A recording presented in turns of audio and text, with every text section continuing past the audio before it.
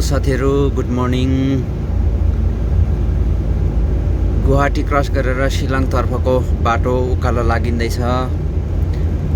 यहाँ पनि यो मेघालय स्टेट पनि हाम्रै दार्जिलिङ जस्तै डाँडाकाँडा भिर पखेरा भएकै जग्गा हो। तर हाम्रोतिर चाहिँ ठाडो ठाडो डाँडा ठाडो ठाडो पहाड छ भने, चुच्चो चुच्चो पहाडहरू छ भने, यहाँ चाहिँ केही हल्का हल्का उकालो भएको डाँडाहरू छ, कम्ती उचाइ भएको डाँडाहरू छ।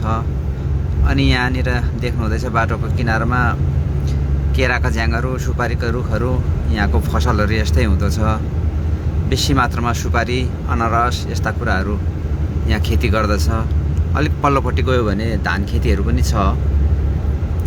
यो देख्दै गर्नुभएको बाटो चाहिँ तपाईँ गुवाहाटी टु शिलङको बाटो हो।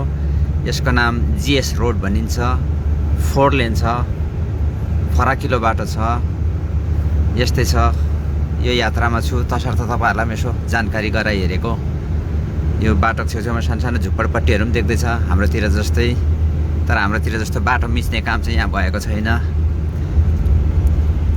सुन्दर छ। अरू कहाँ कहाँ के देख्छु तपाईँहरूलाई यसो बताउने कोसिस गर्छु।